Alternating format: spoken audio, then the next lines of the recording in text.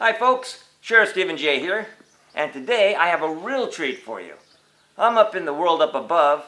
I heard that some slouches might have got out of the world of the magical couch, and so I've been looking for them, and I ran across a very intriguing individual. And this individual, his name is Jim Laurita, and Jim is located in Hope, and it's in the state of Maine. And it's really strange. It's a forest setting, kind of like the world of the magical couch. But he's got elephants here, and they're Asian elephants. It's strange. And Jim, I don't know. I don't get it. What's with the elephants? Well, these elephants are old friends of mine. These are friends that I met a long time ago when my brother and I used to juggle on a circus. And it wasn't all you do to juggle, just do that twice a day. So they said, well, why don't you go work with the elephants? And so I met Rosie and Opal, and I started working with them when I was taller than them. Wow. Yeah. A long time. How many years is that? Well, boy, over 30 years ago I met them when I was a young boy. I was 17 years old, and I went away to join the circus. I was more asked to leave than ran away. And I went and worked on the circus, and I worked with these two elephants, and I never forgot them. All throughout my life I said, I want to do something special for those two elephants. And so our dream came true last year, and we brought Rosie and Opal up from Oklahoma to take special care of. What's that pink bag? Okay. Well, you know, I'm not from this world. I'm from the world of the magical couch, and this here is the rare pink bag. It's the only pink bag like it in existence. It's actually a portable doorway into the world of the magical couch, and when I'm up here, I kind of need it to get back home. Wow. Can our elephants go down through that bag into your world? Well, you know, it's really odd. You open this bag and it gets real big, and I don't know if it'll get big enough for an elephant, but it gets big enough for people, and then there's a rope ladder, and we climb down the rope ladder, but anyway, you were in Oklahoma, which is, I guess, a state. Oklahoma is where these girls hail from, and I don't think they'd be able to go down the rope ladder, so we better stay in this world here. Okay, they're pretty big. I've seen them. Well, we brought them up here to take special care of them. After I worked with elephants in a lot of different places, I became a veterinarian, which is an animal doctor.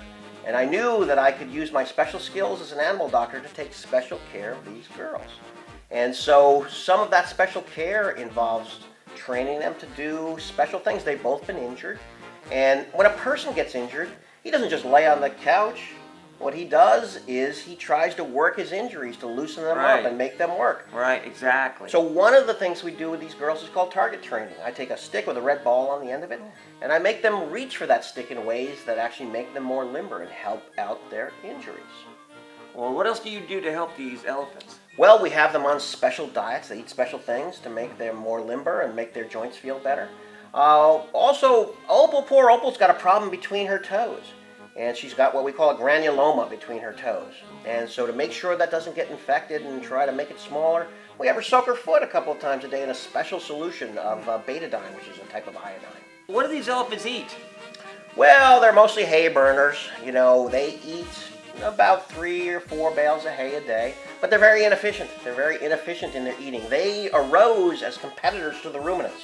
Ruminants are the creatures with multiple stomachs. Ruminants? Antelopes, of course, and there's one right around the corner here in the dairy farm, which is a cow. He's a ruminant too.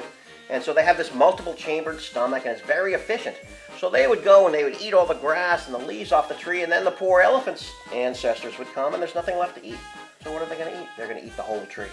So these elephants can eat just about anything. In fact, in nature, they'll eat about 500 pounds of browse and graves a day. But they're very inefficient, so guess what? When they produce poop, which we all do, and you open up that poop ball, it looks just like hay. And so that's why we call them hay burners. So you look at it and go, what the hay? That's right. What the hay is hay. That's a bad joke. So which one of the two elephants, which was the first elephant that you actually started taking care of? Well, we brought them up together from Oklahoma as a pair. Rosie was the one that we were most interested in bringing. She was our old friend. And she was orphaned and bottle raised.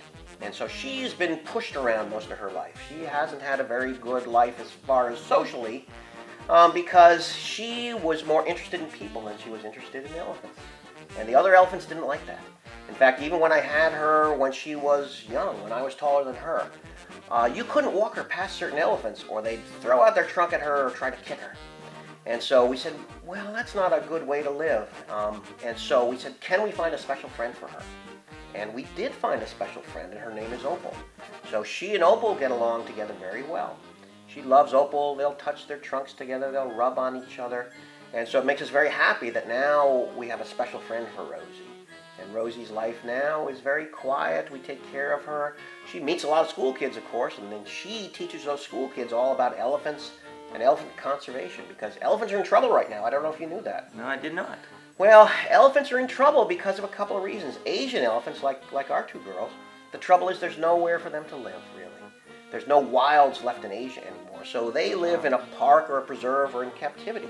That means they live with people. And there's only about probably 40,000 of them left in the world. Wow. And that's not enough to be a healthy species. And so we're trying to teach kids about that, and we're participating with kids to try to help organizations like the World Land Trust that are buying corridors to connect these different populations of elephants so they can become healthier genetically. The African elephant, the trouble is even worse. The African elephant's being poached. Poach is when they will hunt that poor elephant for his tusks. The male and the female African elephant both have tusks, and those tusks are very valuable. And bad people come and they shoot those elephants. Last year they shot over 40,000 elephants. Wow! 40,000 of these beautiful creatures were shot for their tusks, which is just a tooth. Over in China, what they do is they try to have a tusk in their house to show off, to show other people that they have money. And for that, the elephant dies. Now, you mentioned Opal. Now, Opal, you soak Opal's foot. Now, is there any specific injury that Rosie has that stands out? Well, poor Rosie's trunk doesn't work very well. Probably the most interesting part of the elephant's the trunk. It's got 150,000 different muscles. In our body, we've only got about 700 or 800 muscles. In her trunk alone, she's got 150,000 muscles. But her trunk doesn't work properly. We don't know why. It could be that she ate something that was poisonous that interfered with her ability to use her trunk. It could be she hit it on something, or just getting old. Sometimes our parts don't work as well when we get old. I don't know if that happens down there. Well, yeah, it does. Yeah. I'm living proof. Well, it happens up here too. And so her trunk doesn't work as well. And one of the main things, she's pretty good about grabbing the food and throwing it up into her mouth. But she wasn't drinking properly when she came up here. She would gather up the water and just splash it up into her mouth. And that, I don't know if you ever try to throw food in your mouth, but no. It doesn't work very well. And water or other drinks work even worse. So what we did, we said, well, if she can't get the water to her mouth, we'll get the water right into her mouth. And so what we do now when we water her, we just put the hose right in her mouth, and she drinks as much as she wants, like a kid drinking through a straw. And when she's done, she just spits it out. Well, sounds like it works. Yeah, it works very well because she produces probably 30 gallons of urine a day. Oh my gosh. Yeah. I can only imagine how much excrement she produces. Well, you wouldn't believe the size of the pile we have out back. Really? It's very impressive. And what we do with that stuff, the poop and the hay together can be composted. Really? And compost is very valuable because it helps plants grow. And so what we do is we have it composted, which means that the bacteria will digest away and loosen things up and make it more nutritious for plants. And then we bring it back here and we sell it to people to help them in their gardens. The whole circle. We feed them and then we use the compost. So we got it from head to tail. We use everything from the elephant. That is a very interesting story, and I think you're doing a great thing here for the elephants. And what do you think? Thank you, Jim, and you're very that's welcome. it. Elephants, Hope, Maine, in the middle of the forest. Amazing.